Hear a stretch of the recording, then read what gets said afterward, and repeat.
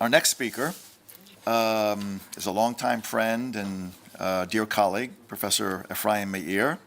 I'll give just a few of his credits, but I also teach. I'm a political scientist, and I deal with the field of interreligious dialogue, but I was teaching a course today in international relations, and we related to the term of charisma.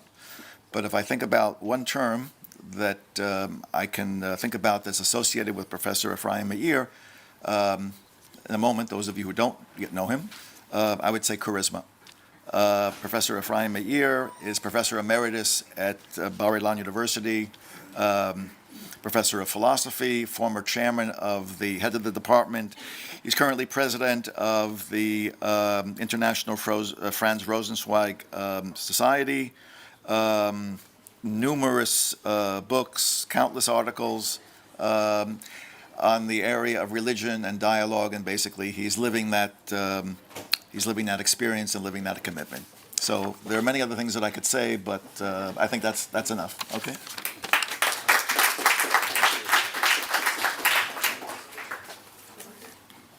Dear family of Jonathan Sachs, dear colleagues, dear students, what I'm going to do is discussing the problem of sibling rivalry.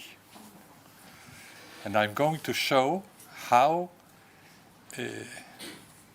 Rabbi Jonathan Sachs deals with this problem. So here I go. Judaism, Christianity, and Islam belong to the same monotheistic family. Their differences are frequently lived as sibling rivalries, in the sense of the French polymath René Girard. Hostility and fear create an atmosphere in which one religion quickly becomes the enemy of another one. I argue that a dialogical exegesis of the religious sources of the Abrahamic religions, as undertaken by Rabbi Jonathan Sachs, is helpful in making the three branches of the Abrahamic family less inimical and more united. In the course of history, the Abrahamic monotheistic family has been dysfunctional. Much domestic violence is going on. The coherence of the family was endangered and disrupted in Christian supersessionism and in Islamic supremacy.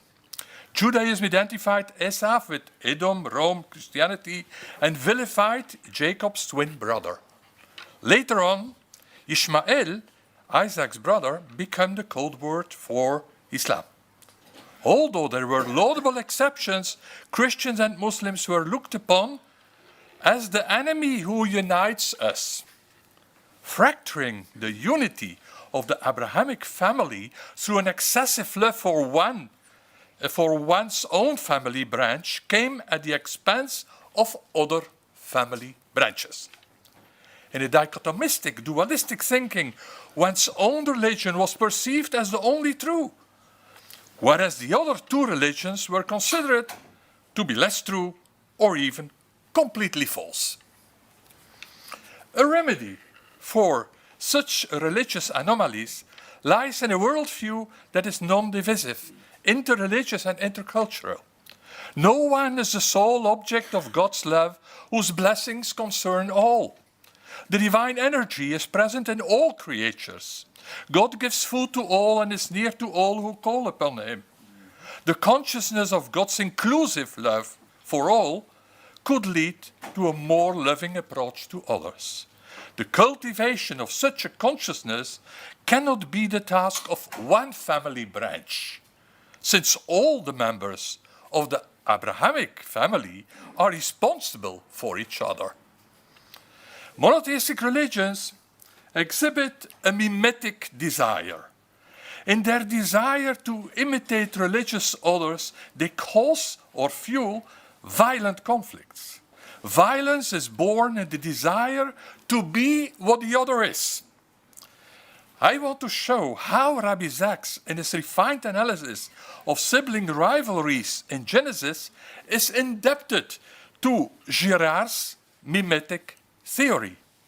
His book, Not in God's Name, is all about sibling rivalry.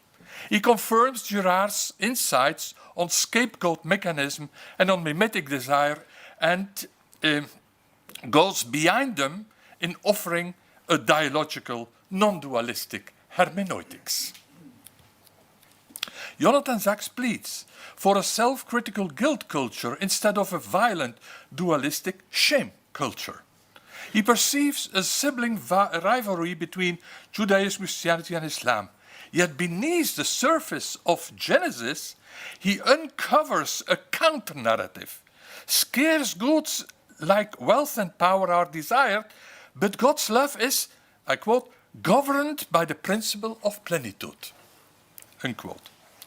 Through a creative, sometimes acrobatic exegesis, Jonathan Sacks pleads for respect for the other children of Abraham.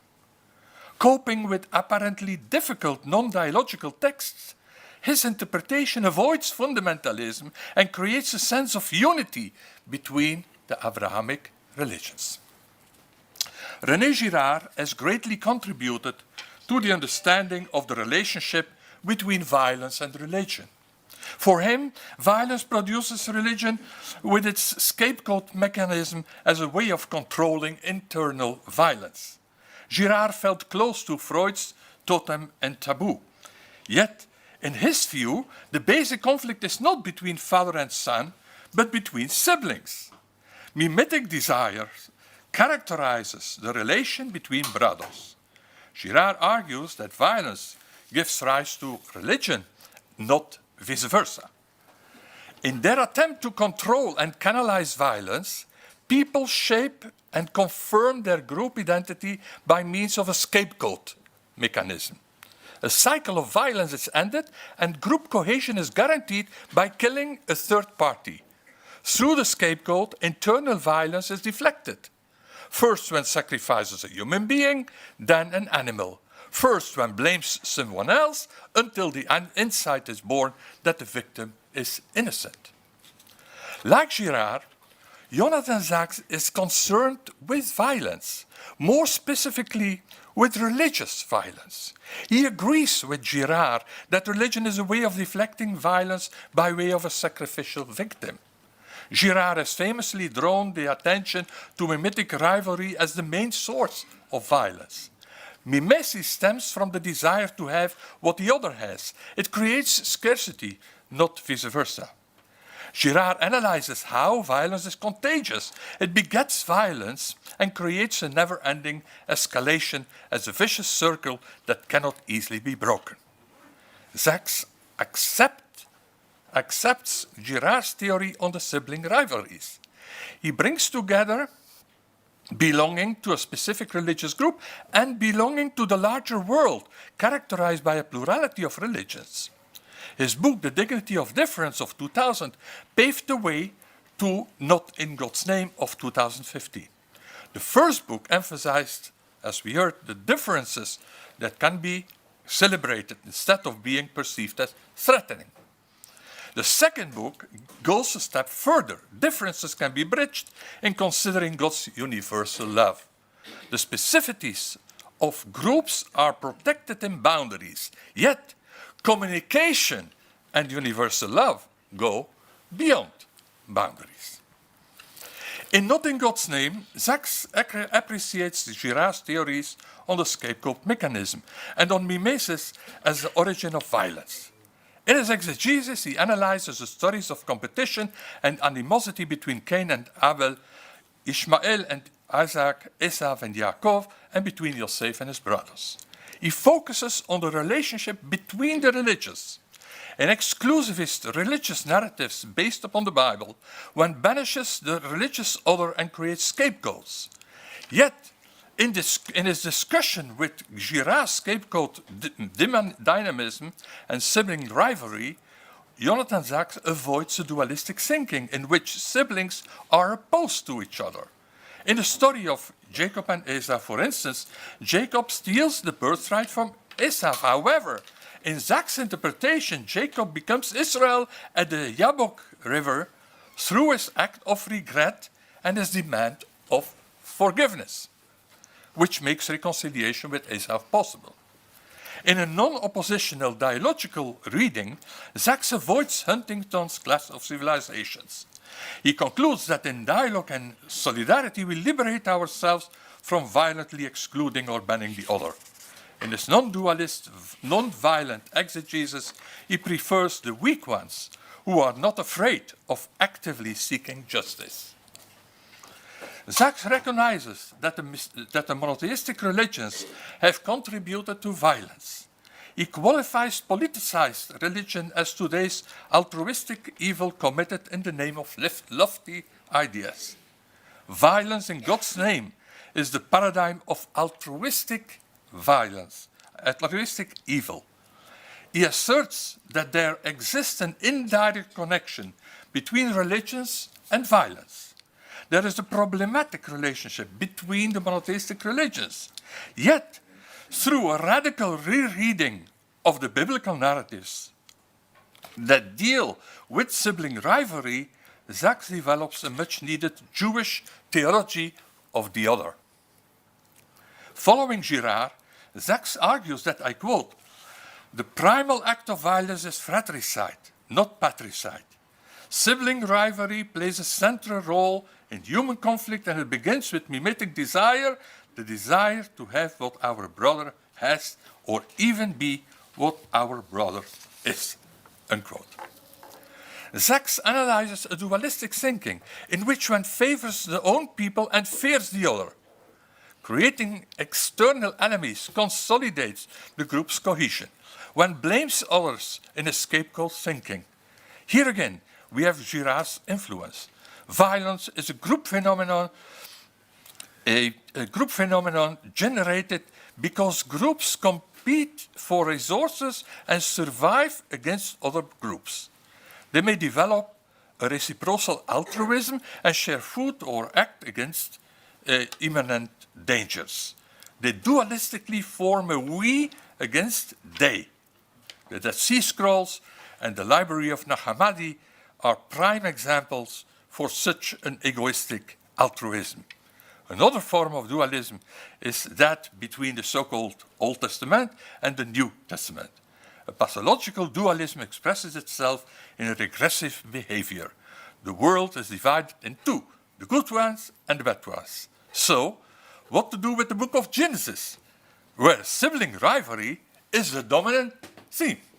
That's the question. Answer comes. At first sight, the Genesis stories on sibling rivalry seem to be the primal form of violence. Sachs, however, perceives, and I quote, "a more profound, multi-leveled, transformative text." In his exegesis, the Hebrew Bible tells a counter-narrative and testifies to a God who says, "not in my name." In a multi-perspective reading, he takes seriously the own perspective as well as the perspective of others, which is essential in a dialogical theology that works with interconnectedness and multi-perspectivism. In his dialogical reading of the biblical stories, they already contain a counter-narrative. With his selective reading of rabbinical commentaries, Sachs concludes that permanent oppositions are problematic and that all are B'Tselem Elohim. Sachs' thesis is that the narratives of Judaism, Christianity, and Islam testify to sibling rivalry, which explains the violence in God's name. Sibling rivalry is eminently present in the book of Genesis, as testified by the stories of Cain and Abel, Isaac and Ishmael, Jacob and Esau, Rachel and Leah, Joseph and his brothers. It returns in Christianity, which is in its search for identity, developed a negative image of Jews. It also came back in Islam, that respected Jews and Christians as people of the book, but ultimately wanted them to convert. Islam incorporated the two Abrahamic religions in its own scheme of salvation. Jews too are not exempt from shaping their identity on the negative background of religious others. Sachs concludes that each of the three Abrahamic religions deem that they are the true heir of Abraham. They feel threatened by each other. And as a therapy, he puts the accent upon the common humanity of all. I could have many things to say about shaming and blaming, which is not is working with dualism and which is against Jonathan Sachs' concept of the guilt culture, in which one, in an introspection, asks oneself what has been done wrong. But I will skip that. I have a lot to say about how Jonathan Sachs treats the Isaac Ishmael story and also the Jacob Esau story. I will not go into it. And we heard a lot about Joseph and his brothers. I will not go into that. So I come slowly to the conclusion. Because I think that in a multilogue, it's much more important than my monologue. So we can save that for the discussion.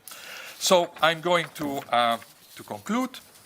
Sachs developed a kind of interreligious theology in proposing a dialogical hermeneutics of a foundational relational text. He accepts Girard's mimetic theory, but definitely goes further. He agrees with Girard's realistic view on the usual behavior of siblings. But he also points a way out of archaic fear and scapegoating as mechanism for overcoming fear. Refusing the friend-enemy pattern, he is in favor of a we that contests the exclusivist we of populists. His theology of the other is an answer to the violent tendencies in humankind and has universal brother and sisterhood as its aim. The Abrahamic religions should leave out a possessive attitude and be in humble service of others. Violence could be mitigated by leaving out shaming and blaming and adopting a guilt culture that allows for repentance and reconciliation. The history of the members of the Abrahamic family shows that they are tempted to have what the others have in sibling rivalry. They are violent in wanting to be the exclusively loved ones or the authentic believers. The aberration in this sad history may be corrected by Sachs' dialogical thinking, which is characterized by sharing and caring rather than by violent mimetic desire. Thank you.